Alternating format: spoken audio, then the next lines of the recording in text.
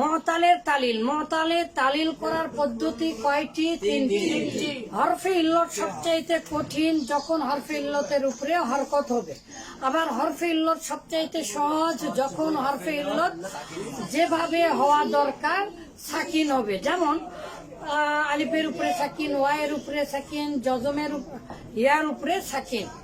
কারণ হরফে ইল্লতকে বলে কাঁটা দিয়ে কাঁটা তোলা। হরফে ইল্লতকে সহজ করার বুদ্ধি হরফে ইল্লত দিয়ে। কখনো হরফে ইল্লতকে হরফে ইল্লত দ্বারা বদল করে, কখনো হরফে ইল্লতকে সাকিন করে, কখনো হরফে ইল্লত একেবারে খেয়ে ফেলে, বিলুপ্ত করে। ঠিক আছে, তার মধ্যে আমরা মুতালের 1 নাম্বার কায়দা, যেটা অনেক শব্দ আছে, আমরা একটু পরে দেখবো ইনশাল্লাহ। সেগুলো কায়দা নাম হচ্ছে, বলেন, জরবা ইয়াজরিবু বাবের ফাকালিমায় ওয়াও অথবা ইয়া হলে সেই ওয়াও অথবা ইয়াটা মুজারেতে বিলুপ্ত হবে। জরবা ইয়াজরিবু বাবের ফাকালিমায় ওয়াও অথবা ইয়া হলে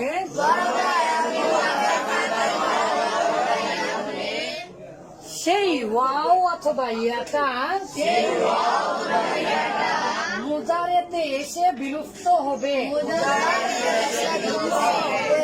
যেমন দেখেন, আল বুজুবু, আল বুজুবু মূল অক্ষর কে ওয়াও জিম, এটা ফুলুনের ওজনে মাজদার। তাহলে ওয়াজাবা এটা হচ্ছে ফা। যেহেতু মেসালে বেশি তালিল হয় না, আর এই ওয়ায়ে তালিল করি যদি, তাহলে তো মূল অক্ষরই থাকবে না, এই জন্য হবে না, তাই না? আমরা একটু পরে পড়া থেকে শোনাবো। তাহলে ওয়াজাবা ফাআলা উচ্চারণও আমাদের সহজ হচ্ছে, কঠিন হচ্ছে। এরপরে আসেন ওয়াজাবা, তাহলে ইয়াউ জিবু, জরবা ইয়াজরিবু যেহেতু, তাহলে ইয়াউ জিবু, একটু হলেও কঠিন হচ্ছে উচ্চারণটা, তাই না বাবা? আর এই জন্য আমরা এখানে তালিল করব। কারণ কখন তালিল করতে হয়? যখনই মাশাআল্লাহ। তাহলে ইয়াজিবু বলবো, তাহলে ওয়াজাবা ইয়াজিবু, বলেন ওয়াজাবা ইয়াজিবু, ওয়াজাদা ইয়াজিদু, ওয়াফাকা ইয়াফিকু, ওয়াসালা ইয়াসিলু, ওয়াকাআ ইয়াকাউ,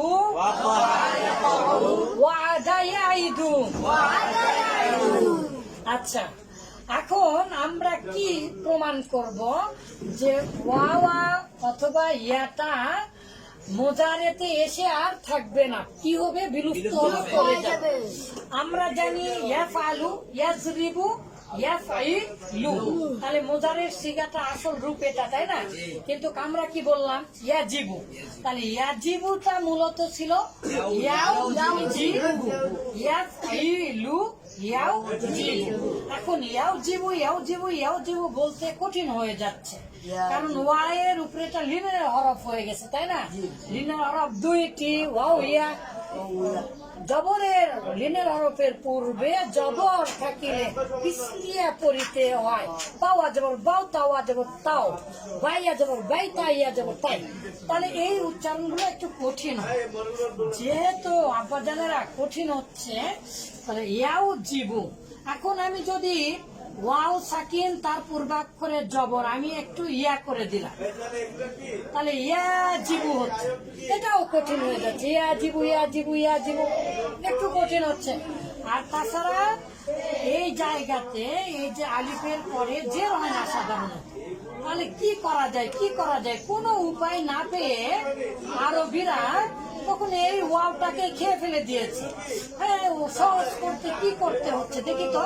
ইয়াজিবু না, কঠিন হয়ে গেল। তাহলে ইয়াও জিবু না, হয় না তো। তাহলে ইউ জিবু, ওরে বাবা, এটা তো আরো কঠিন। তাহলে ইউ জিবু না, ইউ জিবু, এটা তো তাহলে মোজারের সাথে মিলে যাবে, মোজারে মাজহুলের সাথে। একটা শব্দ আরেকটার সাথে তো মেলা যাবে না, তাহলে পদ্ধতি এক একটাই, আলিফও করা যাবে না, কারণ মূল শব্দ তো আলিফ না। আলিফ করলে আর একটা হামজা মাহমুদের সাথে মিলে যাবে। তাহলে এখন উপায় একটা, একে খেয়ে ফেলে দাও, একে রাখা যাবে না। এটা এখানে রাজনীতির খেলা খেলেছে। রাজনীতি প্রতিদ্বন্দ্বীদেরকে যুগ যুগান্তর ধরে হত্যা করে ফেলে। সেই যদি না থাকে তাহলে নেতা হবে কে? যা তোকে খেয়ে ফেলে দিলাম, হত্যা, গুম, রাহাজানি। ঠিক আছে, তো এখানে ওয়াওটাকে কি করে ফেলেছে? খেয়ে ফেলে দিয়েছে।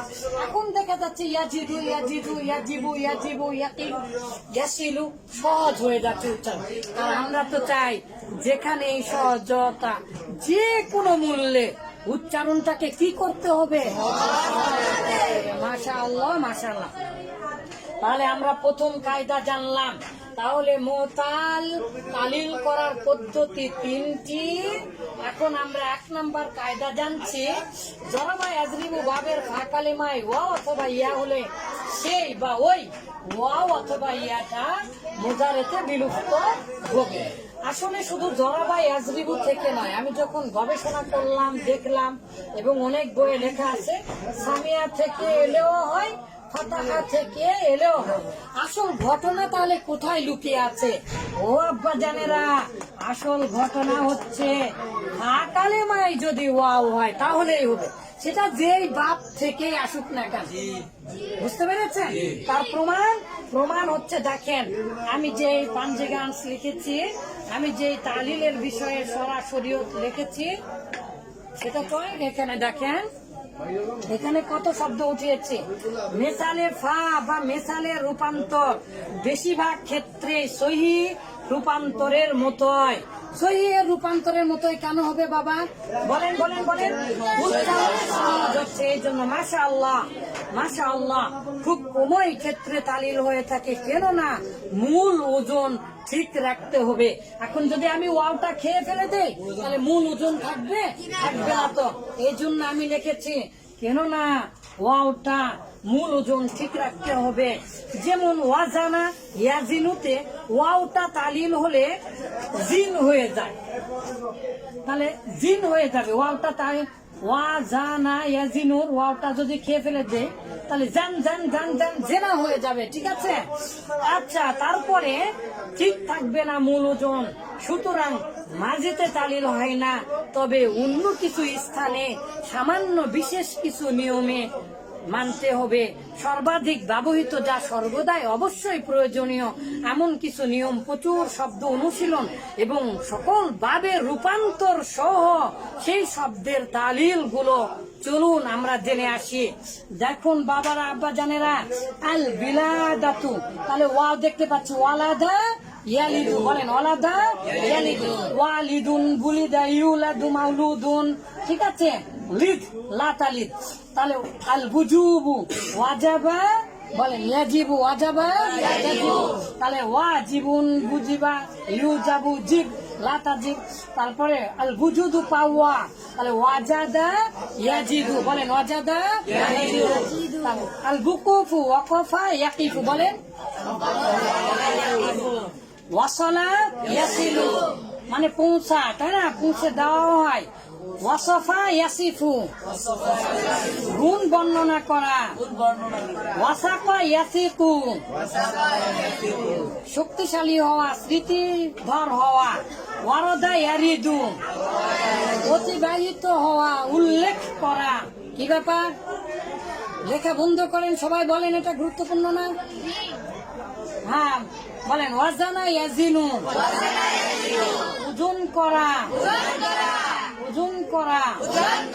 আল ওয়াদু ইদাতুন, ওয়াদা ইয়াইদু। ওয়ারাসাতুন, ওয়ারিস হওয়া। ওয়ারাসা ইয়ারিসু, ওয়ারিমা ইয়ারিমু, ওয়ারা ইয়ারিউ। ওয়াকাদা ইয়াকিদু, ওয়াজাহা ইয়াজিহু, ওয়াকা ইয়াকিউ।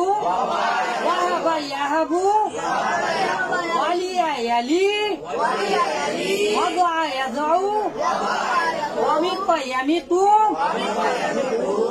যতগুলো শব্দ ছিল ডিকশনারি থেকে সমস্ত শব্দ এনে এই যে রূপান্তর করে দেখিয়ে দিয়েছি। সামিয়া ইসমাউ থেকে এলেও কি রূপান্তর, ফাতাহা ইফতাউ থেকে এলেও একই নিয়ম ফলো করতে হয়।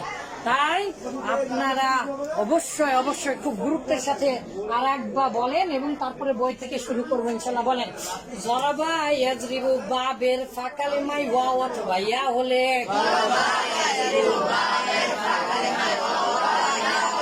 জরাবা ইয়াজরিবু বাবের ফাকালিমাই ওয়াও অথবা ইয়া হলে